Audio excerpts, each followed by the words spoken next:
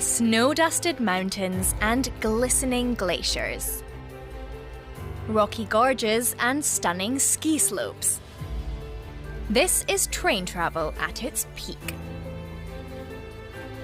It's a full day of magnificent views of the Swiss Alps. Hi there, I'm Hannah Hummel from DW Travel, and today I'm traveling on the Glacier Express. The twisting track travels through some of Switzerland's most scenic landscapes. Which is why it's often described as one of the most breathtaking journeys in the world. I'm starting my journey in St. Moritz, a winter sports resort beloved by the jet set.